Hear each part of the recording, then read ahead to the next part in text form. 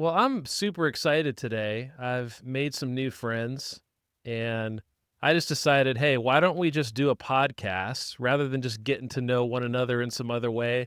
Let's record a podcast together. So I am here with Nathan and Chris, who are part of the religion business, which we'll get into more about that. But guys, welcome to the Beyond Sunday podcast. How are you today?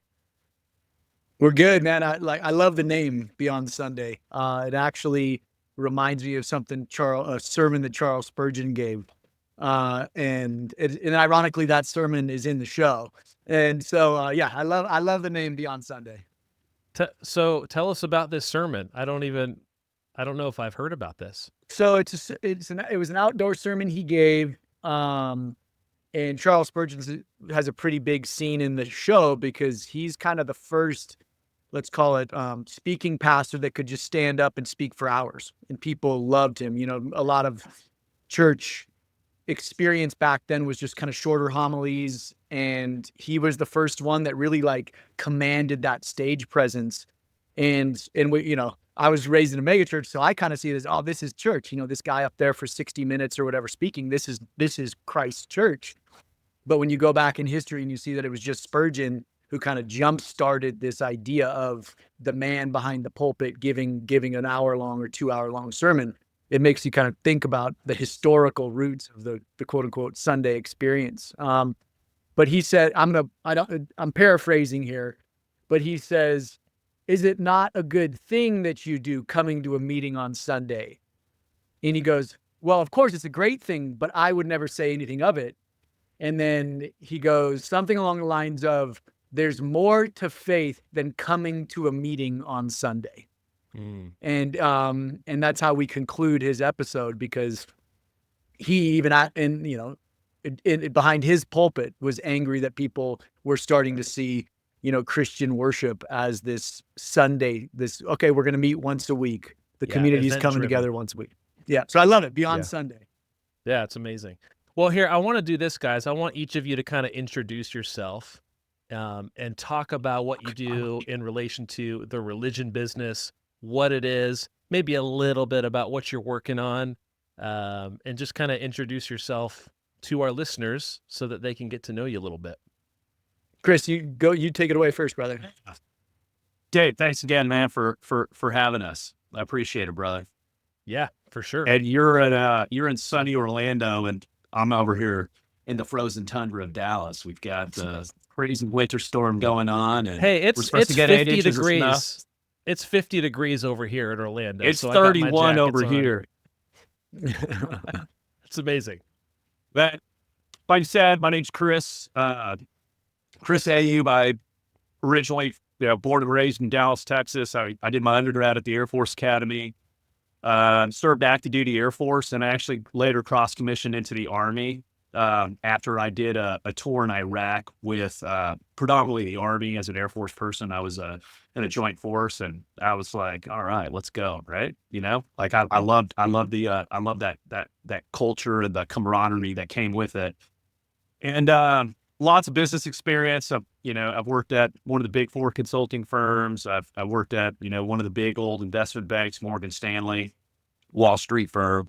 I was a COO of a subsidiary of a Fortune 500 company. And I was, right out of the Army, not that far out, after working at one of the big four consulting, doing consulting firm. I was sitting there and I was like, I got an opportunity to spin a company off from a Fortune 500 subsidiary. I had no idea about what I was doing. They're like, okay, we're digitizing mortgage transactions. I'm like, all right. So that was like my boot camp per se, like running a P&L and like software and implementing it and getting out the consumer financial protection. This was all the shakeout from the 2008 mortgage crisis. And so, it was working with Consumer Financial Protection Bureau and getting the pilot set up with them and all that. So that was a good experience. And then I went into HOA management. I was the president of a company called Real Manage for about 8 years, and still have some involvement there. And they are one of the largest HOA management firms, California, all the way to the East Coast, down Florida, Midwest. And when I had an opportunity to step aside from that, from the day-to-day side, and really I was at a point in my life where I was like, I need, like, my soul was craving, like, I got to do something good for humanity. And not that HOA management isn't, but I'm saying, like, I was praying on it. I did about 6 months of due diligence, 8 months of due diligence in the mental health field. I started and almost acquired in separate transactions, mental health facilities that's a huge passion I have with, having a combat background and veterans and such. And I've seen so many of my brothers and sisters struggle. And we've all struggled, right? We've all had our battles and demons and such. And so, that wasn't what my path was. Like I had a friend of mine, a colleague in the HOA industry that was like, "Hey, I know you're looking at, opportunities that are out there to get involved in. I've got, he's like, one of my good friends is a 2-time Emmy Award-winning filmmaker named Nathan Appfel. And Nathan is working on this show called The Religion Business. It's going to be this docuseries, and he told me a little bit about it. And then I got introduced to Nathan. And I mean, from the get-go, our trust, our relationship was like pretty tested on the front end with some stuff. And the whole time I was like, man, this brother's got my back. I got his back. We're doing the right things. We're walking to the line. Let's go.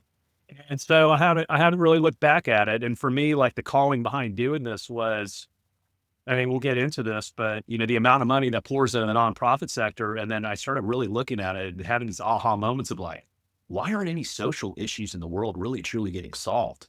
And if you look at like the homelessness problem that we have in the United States and how much money gets poured into it, like, do people really want to solve homelessness, or they enjoy their job security and identity they have with doing something noble? And I'm not saying they're not doing some good things, they are, but the problems aren't getting solved. So it's like, I want to be a part of that. I want to get problems solved. So here we are. Yeah. I love it. How about you, Nate? Yeah, my name is Nathan Appfel. I consider myself not the smartest person, and so God has a tendency to put just a series of breadcrumbs in front of me, and I'm always just hungry enough to pick up the next breadcrumb, so to speak. But yeah, I've been in film for 22 years. I've worked on everything from trash TV, Temptation Island, to Absolute Vodka commercials, to Park Hyatt commercials, to most of my stuff has to do with travel TV. I come from the action sports world, and so I used to work for Oakley and Burton and Quicksilver in their video departments, and they just send me around the world, which was amazing. And I cut my teeth pretty early. At like 17, I was working for Oakley. And by the time I was 22, I was directing a TV show on Fuel TV, which was a channel of Fox. And that's where we won, the team won a couple Emmys for. And it just took me around the world. And by the time I was in my mid-20s, I'd been to every continent except Antarctica. I was spending about 6 to 9 months of the year overseas, just, in the field, and in mostly really remote regions of the world for either action sports or for the nonprofit sector. I started working with nonprofits, either commercials for nonprofits, or I just want to document their work because I loved what they were doing. And I was raised in a mega church in Los Angeles, so I have my quote unquote faith background. And I volunteered. Nate's dad was the flying angel for the. He was a flying angel in the Christmas pageant. Amazing. I was, I think, Joseph. No, I was never Joseph. They never gave me that role. They're like, Nathan can't be Joseph. He's not good enough. No, that was Vince Vaughn, Nathan, in Four Christmases. Yes, exactly. But yeah, I kind of combine my faith and my travel, and everywhere I'd go, I'd visit either seminaries or churches. I really wanted to absorb Christianity around the world and see what it was like. And it brought me to, small seminaries in the poorest favelas in Brazil. It took me to the drug regions of the mountains in Honduras. And I got to sit under tin roofs, as you hear the rain, with no walls and dirt floors, sitting on the floor, listening to a Honduran pastor preach. And I would come back and I'd always just kind of shake my head whenever I'd walk into my church and be like, what are we missing here? Like, I feel God moving in these poor remote regions. And you could feel it. It was palpable. And then I'd come back and it's like, I better get that cup of coffee and donut before I sit down, or I'm not going to be able to have this great Sunday experience that I should be having here in the States. And so I just had these collisions of culture almost. And then my brother-in-law was a full-time pastor. Both my brothers volunteer in ministry, ironically on the security side for their churches. And then my uncle's a 30-tier missionary in Kyiv, Ukraine. And so I'm just deeply rooted in the Christian industry, so to speak. And so my brother-in-law and I just started having conversations in our 20s, and a few things happened, a few really tragic things happened. And again, they're painful, Brett. My youth pastor, who was my mentor, ended up raping his adopted kids. And then a really close friend of mine and mentor of mine passed away, and he helped start a massive church in San Diego. And they kind of just shunned his family almost immediately after the service. And there was no pension set up, and he had been there for 20 years. And I'm like, how does this machine operate? And that's what I started looking at. So 14 years ago, I got the domain name, The Religion Business. And I'm like, one day I'm going to do a show on this. And we shot the whole show when I was 28, so 12 years ago. We went around the US. I was doing well in the film world, so I just self-funded this excursion. And for like 6 months, we went around the US. Joel Osteen, you name it. We got kicked off of tons of church properties. And I was just this kind of frustrated 28-year-old who didn't have a way to articulate what he was trying to say. Yeah. And so we started editing the show, and I just didn't like it. It just felt off. Some stuff happened in my life personally, and so I just shelved it, and I got back into the commercial world. And when I was 31, I got a girl pregnant, and I never wanted kids, didn't want a family. And but through my upbringing, I'm like, we're gonna have this child, and out pops this beautiful 10 out of 10 on the I think it's the APGAR test or whatever. Just screaming, fiery, just ball of fury. And I'm like, oh, this is mine. And I instantly just held her and just was weeping. And for the first time in my life, I understood what love is. And I took that love that I had for this thing that I never thought I wanted, and I started taking that lens to the church and to my faith. And my whole perspective on the issues with the institution shifted from frustration to love. And then for the last decade, I've just researched, and I'd work in the film world, and then I'd read, and I probably put 300 or 400 books under my belt, from everything from scholars from N.T. Wright, to, you name it, Lucius Lewis, to theologians at Oxford and Notre Dame. And then about 3.5 years ago now, we ended up in Utah because during COVID, long story short, we ended up in Utah, and I'm sitting at this remote cabin, and I'm like, man, God, what do you want me to do? I'm like, we sold the house, and I was able to buy this, and I don't really want to get back into the film world and start doing trash TV and commercials again. And so I sent one email. I'm like, let's just try to start shooting. I'll go and just shoot content for the show. And the first interview, and this is those breadcrumbs, I emailed a guy named Carl Trueman, a Reformation thought expert from England, one of the leading scholars on the Reformation, Orthodox Christian, and boom, literally within an hour, he emails me back, and I'm like, whoa. And I wasn't holding back. Wow. I'm like, I'm making a show called The Religion Business. And have you heard of Carl Trueman? Yes. He wrote a book called The Triumph of the Modern Self, like brilliant man. And that's my first interview for the show. And so I rock out, we throw cameras on him, and we ended up having a 5-hour conversation. And he walks me through Christ on earth all the way to present day. And I mean, like, when I watch that interview now and I listen to the pathetic, childish questions I was asking him, I just chuckle. And I said, hey, who can you introduce me to? Where should I go next? And he just put the next breadcrumb in front of me. And, flash forward, 3 years, and I've gotten to sit down with the lead lawyers that oversee the nonprofit sector. I've sat down with theoretical physicists at Oxford. I've sat down with scholars and theologians at Notre Dame, and I've sat down with, global development economists at Berkeley and the University of San Francisco. And so, yeah, it was just this series of breadcrumbs, and we're to the point where we have a 7-episode, 8-hour show 8.5. It'll probably land between 7.5 to 9 hours, because we have a couple big stories we're closing. But I firmly believe through that series of breadcrumbs that I'm just here to stitch these stories together, these brilliant minds together. I've been on your Instagram account and I've watched a lot of your videos that you're sharing, and it's interesting how whenever you take some courage and step out and do something like this, the amount of haters that come out of the woodwork to try to sabotage what you're doing. But also, I think the other side of it is it's like work like this sort of puts breath in some people's lungs, right? Who have been abused or mistreated, where it's like, thank you for talking about this. Because from what I can gather, and probably this is some of maybe the criticism that you guys are receiving or have received, is, do you guys like hate the church? Like, are you trying to pull down the local church? Are you trying to destroy, what God is doing? I want you to talk about that because, and you've hinted at it, both of you, how the reason you're doing this is because you love the body of Christ and you want to see it be as healthy as it can be. And so much of what we see in the institutional church, not everywhere, but a lot of what we see is so far from what God has called us to be. So talk a little bit more just about your own kind of personal love and passion for the church, for the body of Christ, and why you believe in this work. We love our haters. Go ahead, Nate. We do. Ironically, you nailed it. So the opening scene in the show literally says, "Why do you hate the church?" And I would ask the question, okay, what is the church?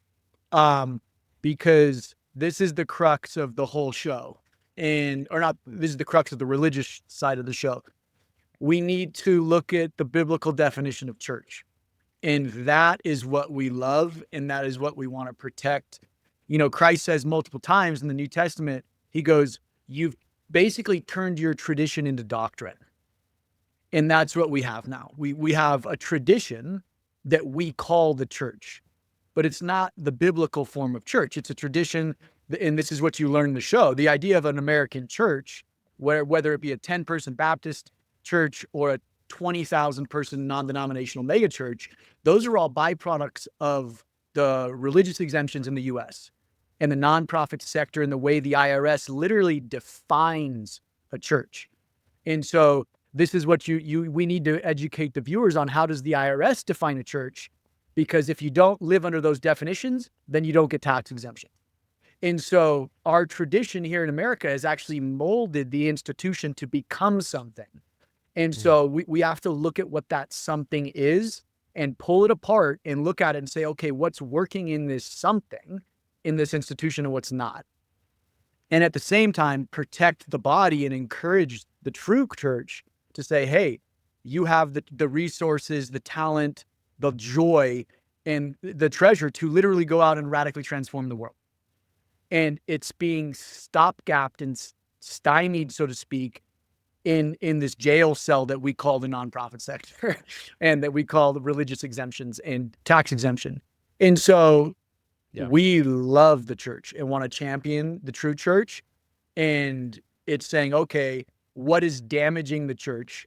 And in the show, we sit down with some hermeneutics professors, and they show that Christianity is waning, and in the U.S. And for the first time in the U.S., the majority of Americans say organized religion is a net negative on society. Never happened before until now. And so Christianity is waning, organized religion is a net negative, but at the same time, spirituality is rising. It's a direct court. It's running in the opposite direction. So people aren't losing this concept of faith. They're losing faith in the institution. Right. And so our goal is to say, hey guys, let's stop and with humility for a second, look at our structures and our institutional structures and say, what are we doing well and what are we doing poorly? And in those shortcomings, why are those shortcomings happening? And it's when you look at it like that, you can look at these you can look at the tax structure in the nonprofit sector and go, wow, there's a lot of loopholes in a lot of places to play dirty. And this is where the majority of frustration comes from in regards to either Christians that fall away from it, the church, or the atheist and the agnostic. And so I'll end on this, for like our love for the church. Gandhi, I think, said it best. He goes, I love your Christ. I hate your Christianity. And it's like, so what is Christ and what is, Christianity at this point? Yeah. Chris, anything to add to that? When you look at our nation, you look at like institutions in general, right? They're broken. We're human. Humans want to, hey, how do I get more profit out of this? How do I get more? How do I get more? Oh, I like that. You constantly chasing the dangled carrot. That's human nature. And when you're in an environment where there's no accountability, and when I say no accountability, I'm talking about external accountability. We call it like the crux of the religion business. You have two types of, you can look at the nonprofit sector that has 1.42 trillion poured into it from individual donors. And that's, when you're looking at the Christian church, you're also looking at secular nonprofits, right? And when you look at all that, the secular nonprofits turn into Form 990 into the IRS. Churches don't. So it's a complete black hole. And when you leave it up to humans will human. We need accountability. I need accountability. Nathan needs accountability. You need accountability. And we have that missing, and it's the same thing. Take a look at some of the things that are coming out right now. You have a lot of these disasters that are happening, and humans in the system didn't do the things they needed to do. Then you look at like the American food system and all those things and all the poison and toxins that are in the food. There's this concept that's out there that because something might be within the law makes it moral. There's a difference between operating under the law and living in morality. Right. And we do know the difference between right and wrong, but we can shut off a little part of our brain and say, hey, I'm just a byproduct of the system. Let's go. Yeah. Mm-hmm. So let's start with some history here. In your opinion, when did church transition into this big business? I don't know how far back in history you want to look, but how did we get here? Well, watch the show. we've got an 8-hour show to cover this, but a lot of historians would look at Constantine, and really when Constantine became a Christian, whether you believe he did it for political purposes to kind of hold Rome together, because he saw Christianity as this great moral tool that would hold the fracturing empire together, which it ended up doing. You can go from Constantine and say that was the first time where politics and religion or faith really started melding. And I sat down with a Catholic professor actually, and he calls it, it's kind of like a disease. It's you take the structure of Rome in politics, and then you take faith, and when you intertwine the two, they become something else. A disease transforms, and so it becomes this entwined, enmeshed, new entity. And so you could say Constantine, but that would take hours to unpack, which we do in the show, or we take about an hour in the show to unpack from Constantine to present day. But in America, it really, in 1913, when Congress defined the nonprofit sector, when they brought in income tax and they carved out this special niche for great businesses doing amazing things. They were building the local social capital of their communities. They were out there doing the things that government couldn't do in their local communities with the homeless, with the immigrant, with the marginalized. So the government said, hey, we got to have this carve out where they aren't taxed because they're helping the better good. They defined that, and with good intentions, the IRS said, okay, the nonprofit sector, here it is. This includes churches, because churches at the time were doing the majority of that work. Well, what that did is the nonprofit or Congress had to define what a church is and what a nonprofit is. Well, as soon as you label something, everything that wants those benefits will start mirroring that label. And we won't spoil it, but there's literally a checklist that the IRS has that you have to check off a certain amount of these 14 points. And if you do that, you're a church. But that checklist came from one organization. So this is what's crazy. Every single church in the US of every religion is structured off one organization from 1913. And so when you look at it like that, and then you look around, and I'll go to a mosque, or I'll go to a Christian church, or I'll go to a Jewish temple, all of a sudden, or a synagogue, excuse me, all of a sudden, I go, all of these I'll carry that checkpoint in, that list in, and it isn't mirrored. You see the same exact thing. And you're like, wow, we have literally shaped religion in America based off of one organization from 1913. And then there's been milestones. There's been a few milestones since 1913 where I like to see the good in everything. So I will say good intentioned individuals, but many people will push back and say malicious individuals have petitioned the IRS to add language in over the years that have created a more robust opportunity for fraud and abuse within the nonprofit sector. And so, and you can actually see it. So there's graphs in the show that present this data that as certain terms were added in in congressional language, you could see spikes in the nonprofit sector growth. So there's been in 1913, there was 12,000 nonprofits in the US. This includes religious organizations. Today, there's 1.9 million. And so the only argument you can have from the explosion of growth is say you go, okay, well, population expanded. Okay, cool. Well, so you do the math and you say, okay, if population expanded, I think it was 6 or 7 times since 1913, you'd expect the nonprofit sector to expand at that same rate with that argument. So that means there'd be 43,000 nonprofit entities in the US, not 1.9 million. And so you can actually correlate the explosion in the sector to terms that Congress added, and those terms are gray. So if Congress can't define a church, they can definitely not define what an auxiliary is, or what a convention is, or what an association is. And so smart and shrewd businessmen and women have come into the religious sector and said, hey, well, this is technically a church. My TV network's a church.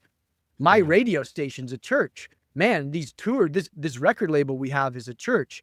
My God, we could start a hedge fund and call it a church. And so it's not hard. Like when you remove emotion from it, we just look at the mile markers in history since 1913. It's really simple to say, oh, I understand why we've gotten here. And I understand why a Kenneth Copeland is a Kenneth Copeland. And I understand why that struggling backwoods Baptist pastor in Mississippi is making $5,000 a year and has holes in his church's roof. Like once you see it, you're like, I understand it all. And now we need to look at it and say, okay, it's time for reform, because there's been a lot of, I'm going to say, good intentions along the way that have created hell, like that have built a hell to where now the church system is the darkest institution in all of America from an oversight perspective. And so my brother-in-law says it best, the pastor, he goes, Nathan, I can stand in the pulpit and give a beautiful message on Christ. And everybody in the pews goes, man, Aaron, great job. Like you inspired me today. But then at the same time, the institution behind me, the buildings, the landscaping, the record labels, the endowment fund, all of that is saying a story, is telling its own story, and our stories are contradictory. I'm telling a story of integrity and purity and honesty from the pulpit, and then we're working in the shadows, and we're building big businesses off of corruption and saying, hey, have faith in us. So it's contradictory arguments. And he's like, that's why that intersection is like where manipulation can happen, right? Correct. Where you're saying one thing about integrity and honesty and biblical truth, but your actions are the exact opposite of what you're saying. Mm-hmm. Yeah. And so the church is cannibalizing itself. The institution's cannibalizing itself. And that's where we say, hey, we love the real church, but we need to look at it with humility and say, are we our biggest problem? No. Right. Well, yeah, it's kind of like it's very sobering to hear this, by the way. It's uncomfortable. And I know some of our listeners right now are like, maybe some of them already turned off this podcast because they're like, I don't Yeah. want to know this stuff, right? Sometimes it's just the putting it behind you, saying, you're like, not facing these issues is almost easier than facing it square on. Mm-hmm. And, but it is almost like it all comes down to money and power, right? I mean, is that accurate? Like we've Yeah. kind of built an institution to maximize profits and to maximize power, which is so far away from what Jesus has called the church to be, right? But Yeah. that's human nature, right? I mean, It it's is the human human nature nature. element of it. Yeah. Yeah. Yeah. Which, I'm sorry, do you have something else? yeah, I was gonna add this, and it's important, and I know Nathan touched on it earlier. Like we're here to encourage faith. We're not here to. I mean, and I think that's a very important thing for people to know up front in watching the show, looking at it from a lens of this isn't about attacking your faith, and we want to. Like I told you, I got into this to solve. I want to help solve some of these global social issues. That takes money. It takes Right. generous giving.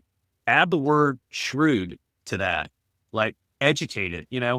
I'm a business guy. If a business is asking me to invest in it, I want to see their financials. I want to see their history. I want to see what they're selling. I want to see who's running the company.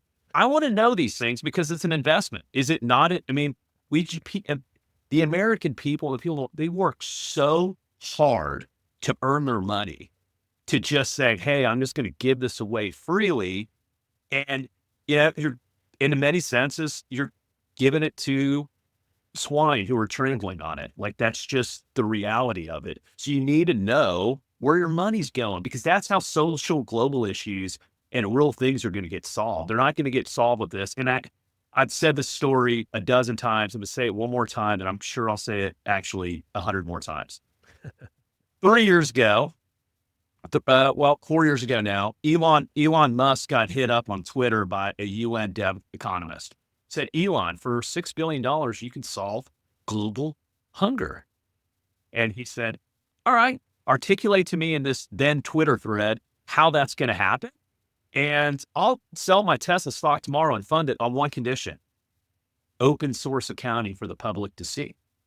And did global hunger get solved? Did you have somebody who has the resources to solve it and who's brilliant there to do it?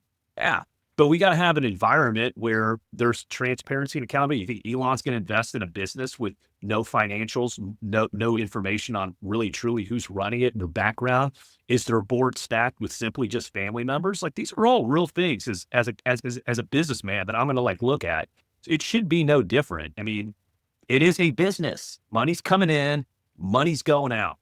May have a different mission, but that mission evolves from we're going to solve all these social issues out there. We're going to spread the gospel all across the world and stuff like that. A lot of people are doing a lot of great work there. This is where sometimes if people hear this, they'll be like, you're attacking me. I'm doing really good work. No, there are a lot of people doing really, really great work that's out there.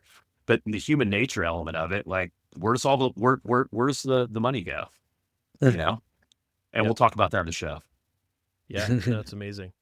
So let's go this route because I think this will uncover some of these issues, and obviously we'll point people towards the show, the docuseries, whenever it's released. Easter Sunday, 4/20. Easter Sunday. Here we go. Um, and no, and we maybe didn't choose 4/20 for any other reasons. It just we just. It's funny. Nathan and I were talking about this a little while back about like we're going to release it on Easter Sunday. Like we didn't know that date was actually 4/20. Right. It just happened that way. So, and maybe you guys can sort of popcorn back and forth on this question, but I want to think from the perspective of, I hate to say the consumer, but it's kind of what it is. Everyday Christian, when they're looking for a church, from your perspective, what are the top maybe 3 to 5 or more red flags that a Christian should look for when considering a church, a new church, or attending a church? Where should they start?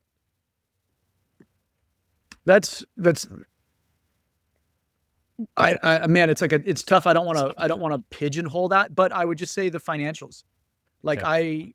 like if their financials are not public for you to see, whether if there's no financial office that I can just walk into, or if a pastor, if I say, hey, where can I see the church's financials? And they say, oh, you know, which I've had dozens of times where it's like, oh yeah, email this person or call this person, and then they just never get back to you. If public financials are not like a mainstay in this church, run. And the reason why I say this is 30 years ago, most churches literally had a binder out in their foyer where you could see a P&L, where every dollar went. You could see salaries. You had every right to ask questions. And that really came from the denominational side of things. So denominations, and present this in the show, have structural accountability up the value chain, up the hierarchical chain. They're definitely not perfect, but there is some level of accountability where, hey, if I feel my pastor's abusing resources, I can go to the convention or I can go to my local board that oversees my church and say, hey, there's something going on. I want you to look into it. As denominations die, which denominations are dying, non-denominationalism is skyrocketing, it means there's no external hierarchical accountability in these systems anymore. Right. And so as non-denominationalism has been growing since the 70s, those books, those financial books in the foyers have been disappearing. And so it's to the point now where there's big churches we present in the show where they won't even give tithe payers their financials.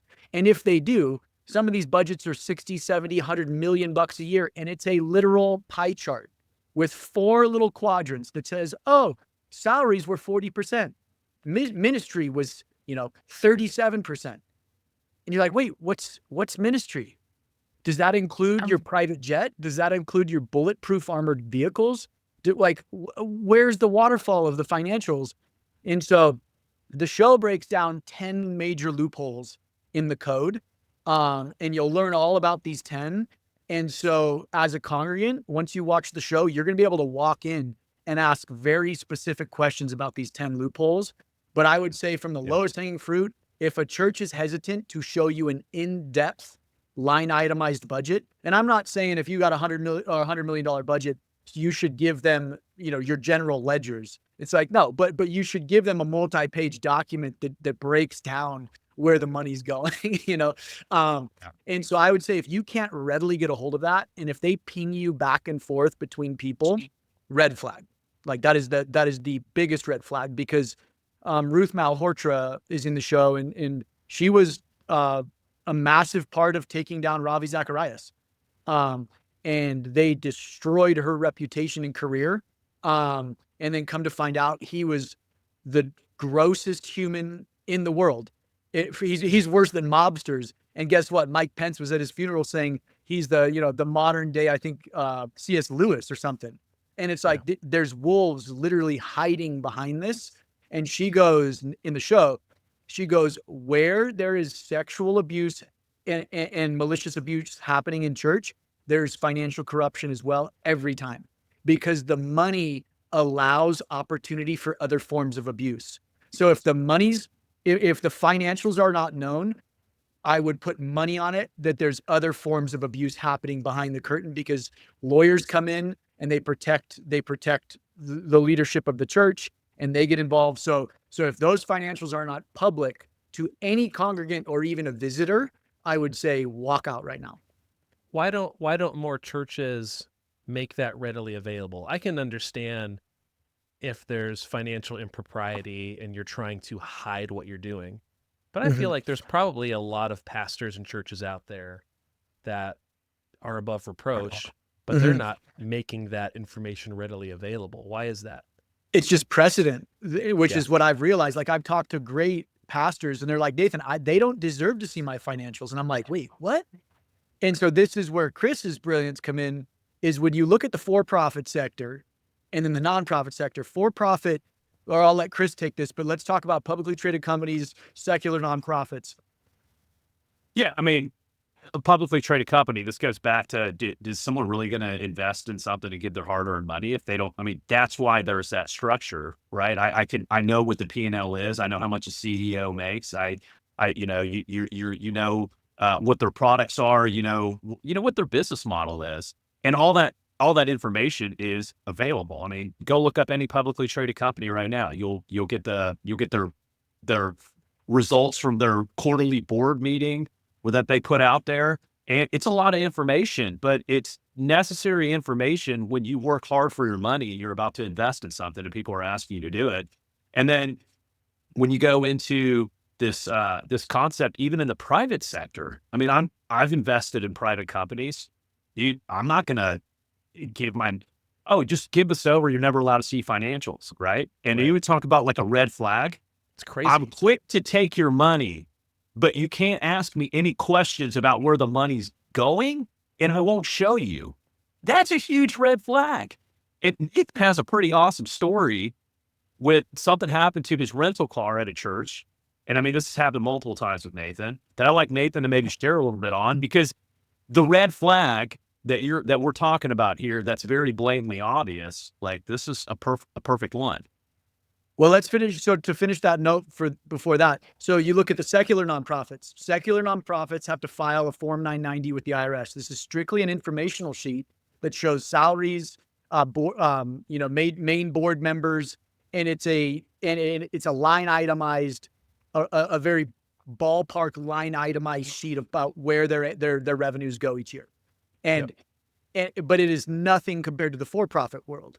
But at least it's something. So if I want to donate to Samaritan's Purse, I can pull up their 990 and be like, whoa, Franklin's making $1 million here, and he's making $1 million there, and $1 million here. Like, man. Oh, and their board has 5 family members on it. Like, does that mean that this nonprofit is kind of biased? Maybe. I don't know. But it empowers the potential donor to understand the model. So in the church world has no requirement to file any forms with the IRS and very few forms with the state. That's one of the benefits of the religious exemptions. Yeah. And so what that does is, that's why I say it's no one person's fault. It's just through precedent now, as denominations die and non-denominationalism rising, it's just through precedent. So modern young future pastors coming up through seminary, they just don't have to show financials. So they just expect this is status quo. So why should congregant 1 and 2 even ask me for my financials? My mentor didn't have to take that. So it's just precedent. And that's why we say in the show, the good intentions pave the way to hell, because it's like all these good intentions have created this perfect storm for the darkest legal structure in the United States to be churches, which is just mind bending. And we see it through precedent as, hey, this is status quo. So you're saying churches should report this information, even though by law they're not required to? There are a small, very small minority of churches that fill out a Form 990 just because they want to be above reproach, and I think that is an amazing first step, because it just shows that, hey, we're not, we want to be we want to be financially transparent, and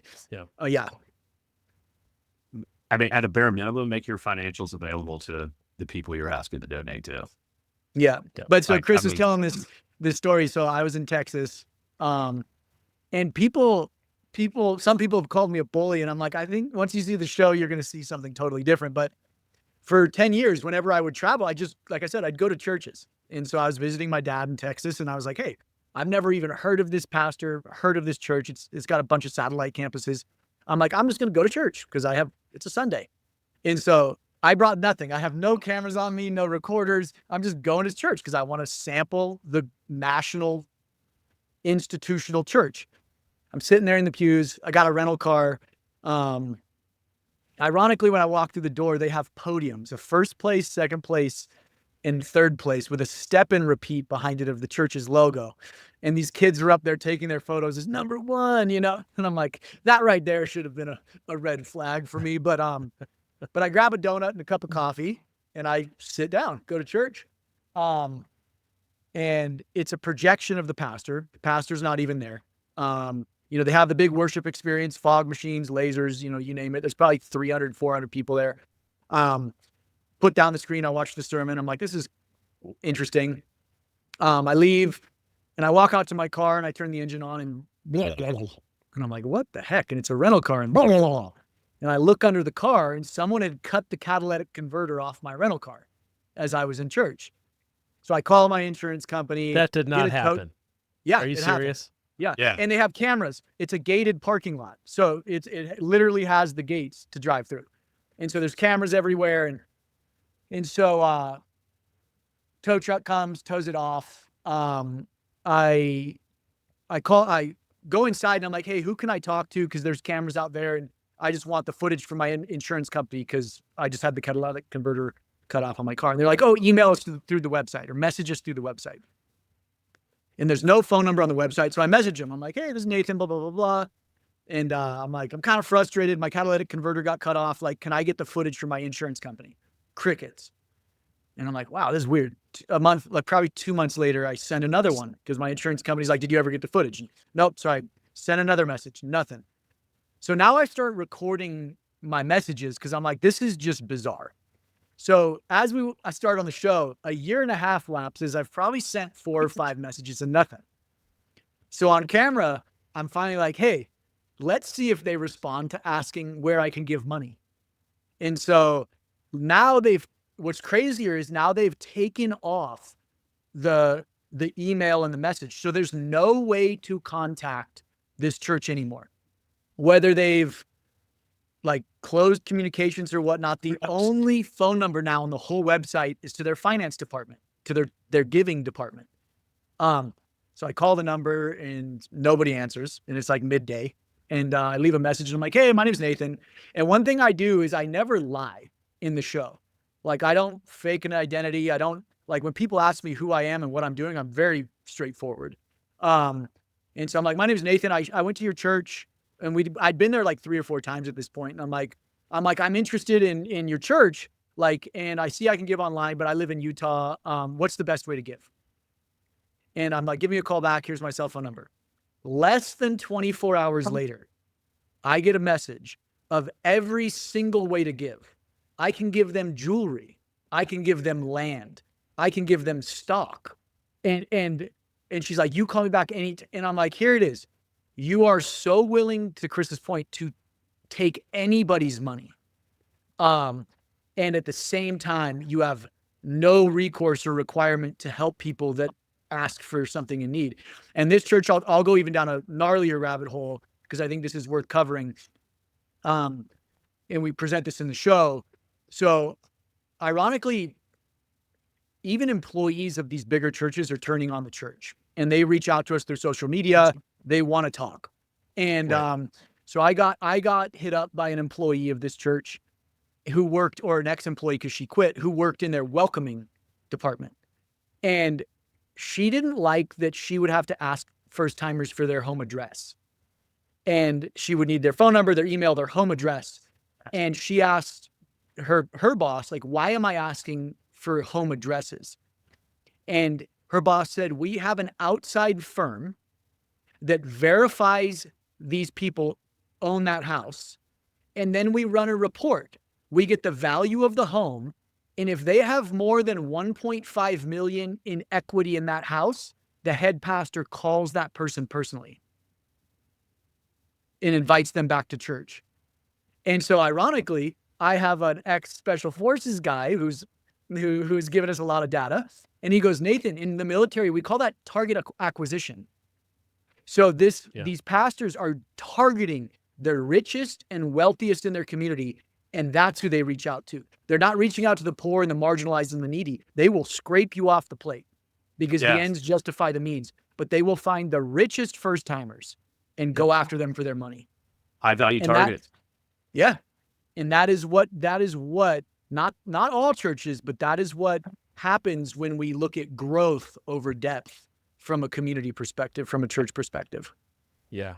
So did you ever get the video footage about your car? No, they never So once responded. You don't know what happened. Nope. And then That's ironically, wild. it gets dropped back off at the airport. And the rental car company is like, oh yeah, those, I can't remember, it was Nissan or something, whatever I was driving. And they're like, yeah, that is like the prime target car for catalytic converters, because they could just swing underneath it and with a skill saw in 2 minutes get it off.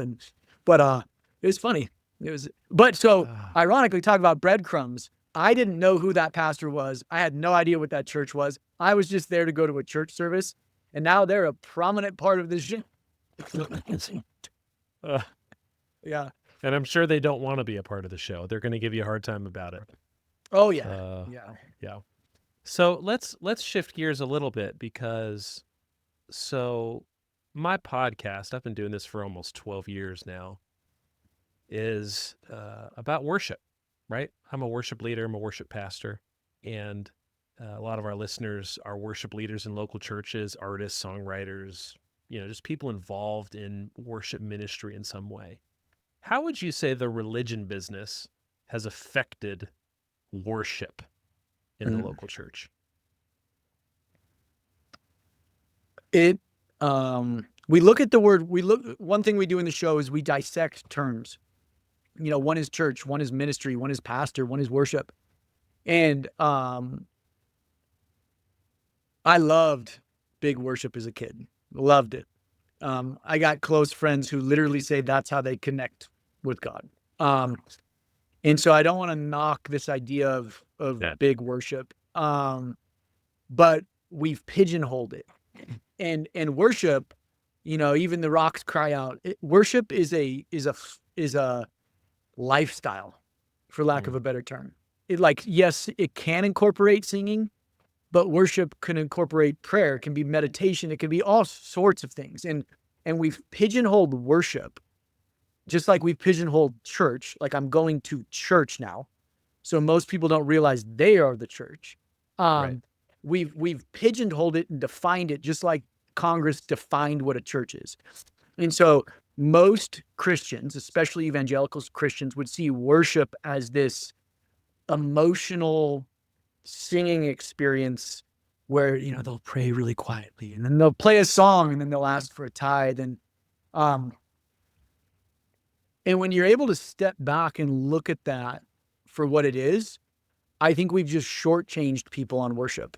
We've dumbed it down. We've turned it into an emotion, which Christ was never emotional, from what I see in the writings about him. He was very action oriented. Go, sin no more. Sending people out. And I think we've turned it into an emotional experience, which isn't necessarily a bad thing, but when people are emotional, they're vulnerable. And I think unwittingly, and with good intentions, we've taken worship and used it as a mechanism to get people emotional, so we can either, one, prepare them for a message, or two, prepare them to give. And so good intentions pave the way to hell. And I love worship music. I love them. I'm a lyrics driven person. If I don't like the lyrics of a song, whether that be Johnny Cash or, a hardcore band, which I'm a big hardcore dude, it's like, if I don't like those lyrics, I'm not listening to it. And so I have mad respect for songwriters. I think worship music is a great tool in the arsenal, so to speak, of the church. But it's sometimes, not all the time, but it's sometimes become a mechanism to steer a group of sheep where they need to be steered, or where they want to steer them. Yeah, it's interesting, because worship is, if you look in the scriptures, you see a lot of worship. You see a lot of music, the playing of instruments, the writing of songs, creativity, corporate singing. But we really have pigeonholed worship in the evangelical church to sort of be this stage-driven, celebrity-driven production, right? Which is similar to a lot of our preaching too, where it is, let's gather the sheep to watch the professionals, right? Yes. And I think that is so far from what corporate worship really is, because it should be a place where the body of Christ, where the people of God they have a voice, where they are engaged not just in observing the professionals, but Mhm. in being a part of it. Yeah. You know, Yeah. so But like so I have a couple thoughts on that. One is that when what Nate brought up this, and I'm so glad it really hit the nail on the head. It's this concept of a lifestyle, right? I mean, worship is like, every way you live your life, right? When no one's watching, when you're sitting there meditating, when you're out in the gym working out, or you're out at a dinner, restaurant with friends, or wherever you're at, right? Like that's that. Because if it's not that, then like, no, you need to go get it on Sunday, right? And this ties into a Yep. bigger thing called religious economic theory in a sense as well too. Have you heard that? Have you heard that term thrown around before, Dave? I have heard that term, but take us into it. Yeah, Nate, you want to chat a little bit about the religious economic theory? Yeah, we dissect the concept in the show. Well, I don't, experts do. But but religious economic theory is basically when you apply economic and business strategy to church. And so this is, again, it's a non-denominational, it's really, it was More born prevalent. earlier. It was born earlier, but it's blossomed in the non-denominational space. But it's when you see, you said it earlier, David, when you see congregants as consumers, and they are. And we present this in the show that, we live in a time where we're a consumerist driven culture. So Yep. we are looked at as consumers from every single business entity or entity out there. And so when you see the church as a business, which this is a big part of the show, we need to define the institution and call it what it is. It's a business. But when you're able to label it a business, you're able to start looking at the structures, so to speak. And when your church, so let's say all three of us have churches within the same community, there's only so many consumers in my town, so many Christian consumers. So you have to pit against each other. So David's church is against Chris's church is against Nathan's from a strategy perspective, because we only have X amount of consumers in our state or in our city. So what does that mean? I'm going to be watching you, David. And guess what? You got that bigger stage now. And man, you have 8 people singing in worship. You got that good looking dude. You have those 2, good looking women next to him. They're usually young. And man, dang, I talked to my board and I'm like, hey, David's just piped 10% of our congregants over the last 3 months. So unless we do what he's doing, we're going to lose. And we're going to lose and we're going to shut down. Okay, so we sit and we strategize. And good news, my board is now stacked with a business strategist, a marketing guy, from Coca-Cola, who's a Christian. And all of a sudden I have these businessmen and women at my table and they go, well, let's do it. Okay, well, what's it going to cost? Ooh, man, to get that stage and that lighting system, it's going to be $400,000. And then we got to pay a full-time worship pastor, and we got to have a ton of volunteers, which means we got to practice a lot.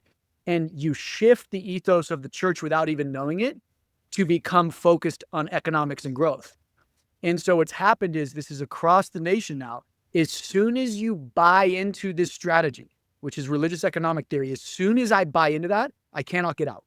And the system becomes more and more expensive when you play the game. And so it's a race.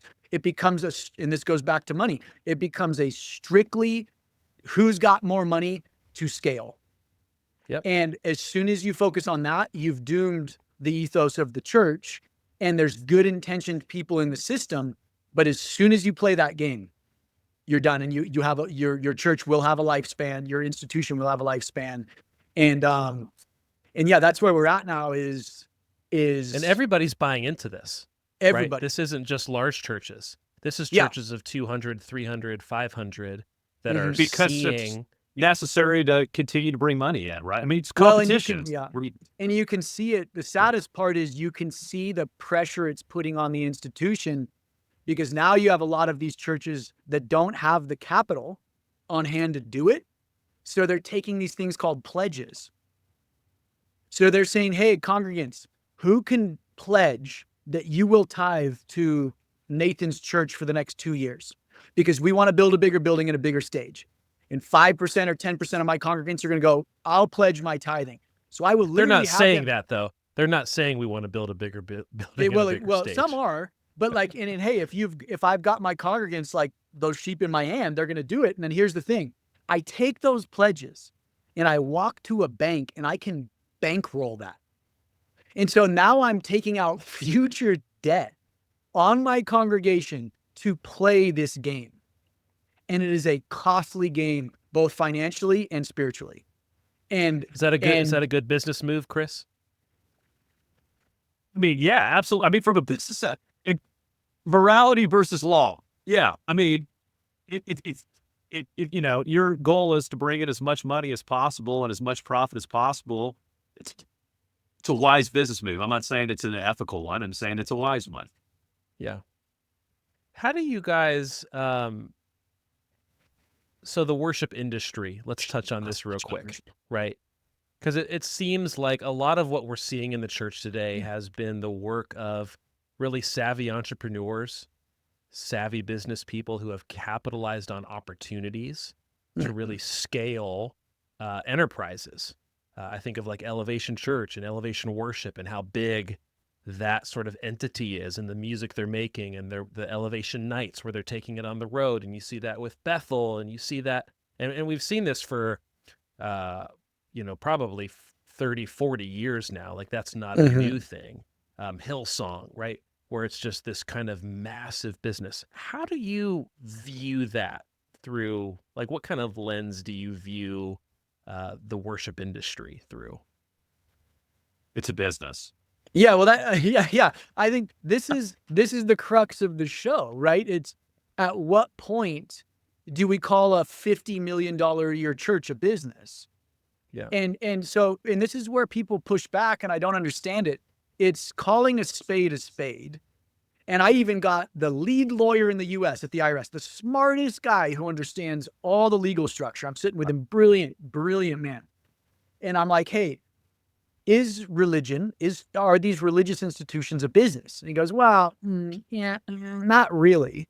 And I go, okay, what's a business? And he goes, well, a business is when you have revenues coming in and money going out. And I was like, well, every religious institution in the US has money going in and money go out. And he's like, okay, yeah, it's a business. And so when we can't call the institution a business, that's when shady things happen, and that's when people take advantage of the system. So it's not us saying, man, we hate the church, destroy the church. No, what is the original church? And then when we look at the institutional structure, we have to call it a business. Because as soon as every congregant and every pastor calls it a business, what does that mean? We're going to run it with accountability.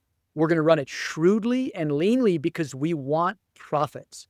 The goal of a business is to generate profits. Okay, so what's the profits in the for-profit world?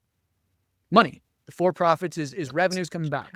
What's the profits in the nonprofit world? The secular nonprofit world. The profit there is impact, is creating social capital, raising up humanity, lifting humanity. What's the profits in a church, in a religious organization? For Christians, it's saving souls and making disciples.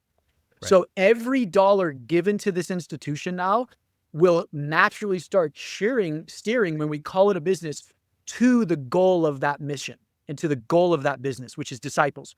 So then for the first time, that board of directors who's talking about that new soundstage will say, man, is this the best way for us to spend $400,000? And maybe it is. That's not for Chris or I to decide, but it starts the conversation.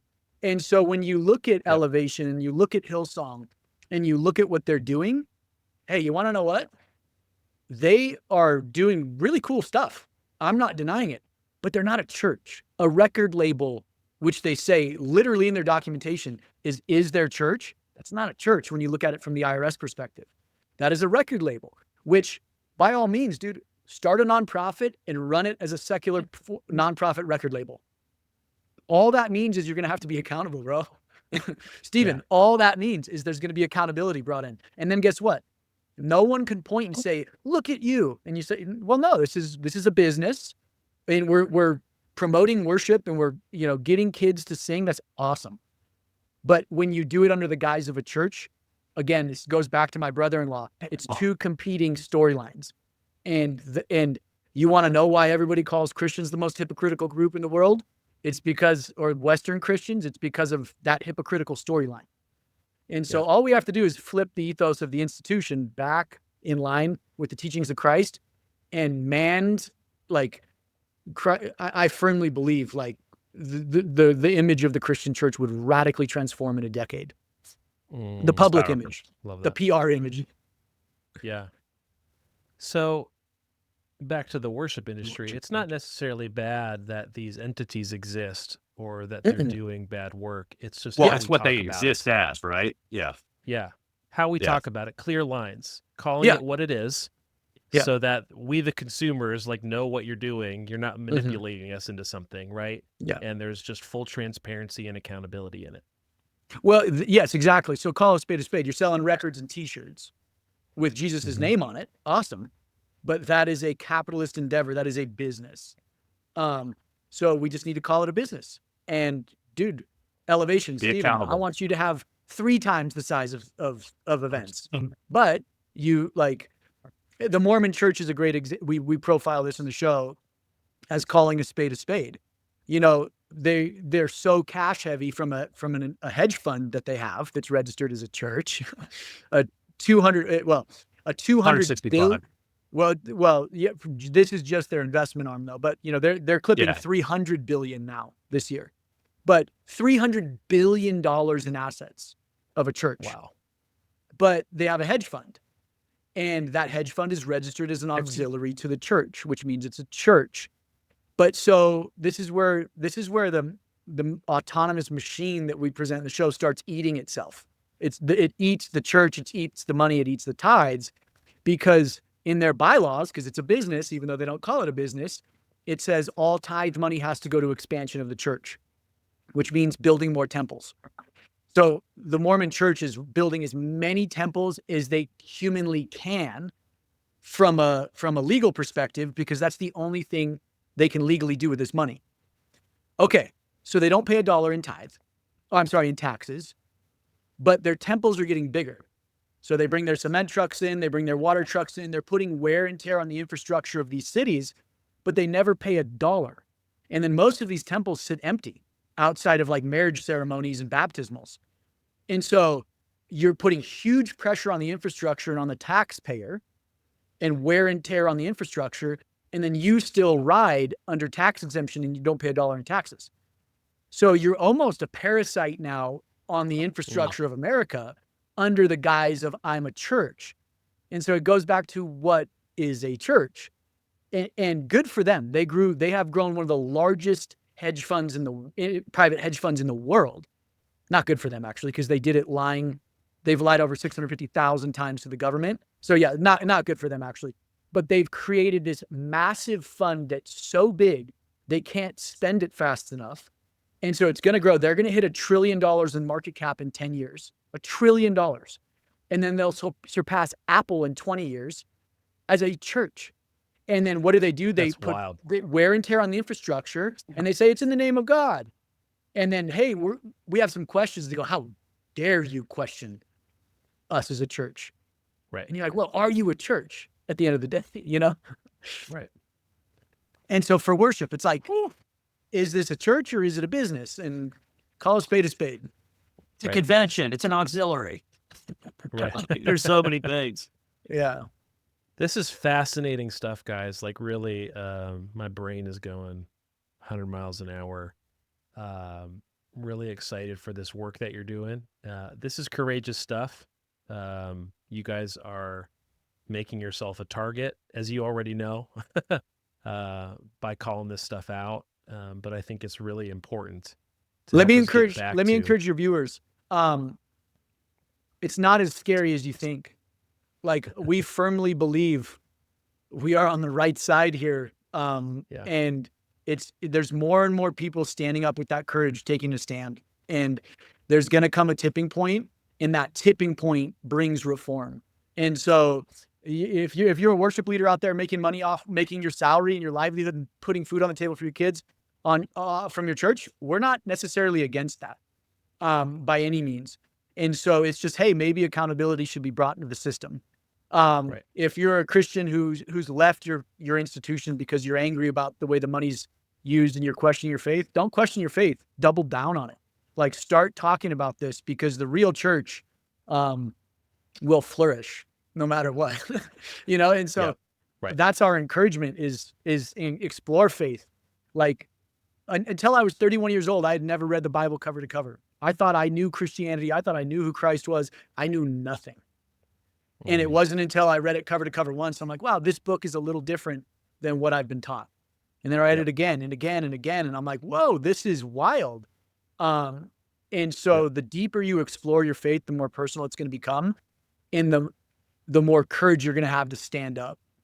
And so that's what I would encourage all your viewers with is, dudes and dudettes, we are here to encourage your faith journey and encourage generous, shrewd giving, because the Christian church, the Christian institution has the resources, and we present this in the show, to solve the majority of global social issues pretty much overnight, within a generation.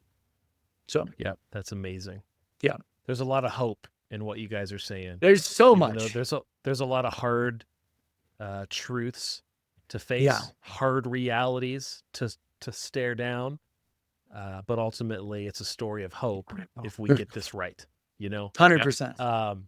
So for our listeners that want to connect with the religion business, I know we're in January right now. We know 420, the full kind of documentary will be released. But talk to our listeners how they can kind of follow what you guys are doing and kind of stay up to date with what's going on. So we're on Instagram, YouTube, X, and all you have to do is type the words in religion business or the religion business, and you'll see us pop up there, and a lot of great content. And piggyback on what Nathan said, like get involved. The reason why Nathan said this isn't as hard as somebody might think or as scary as it might think is because we've had a lot of love and support from the community. And in that community isn't necessarily people that agree with us, but it's people that are willing to have a conversation. Yeah. And people are willing to be respectful about it. And then I would say more than 9 out of 10 times, right? Like, 98 out of 100 times that we've had conversations with people that disagree with us, they end up going, I see what you're saying now. You're not attacking the church. And then again, now it starts with, well, what is a church? We're back to where we started, right? It's full circle. But we appreciate the encouragement, the support, amazing. get involved. We have a really huge opportunity here to do some great reform work. And you can't do reform work without transparency. So 2025, this year, a lot of transparency, a lot of accountability, I think in several systems. And 2026, right? But we can't have reform without a lot of transparency and people seeing the light of truth. Right. Yeah, that's amazing. Well, thank you, Nathan, Chris. Really appreciate you guys and the work that you're doing. And I'm excited just to continue this relationship, staying connected and following what God's doing through your ministry and your work here. So thank you so much for taking some time with us today. Thank you, Thanks, David. brother. Appreciate it.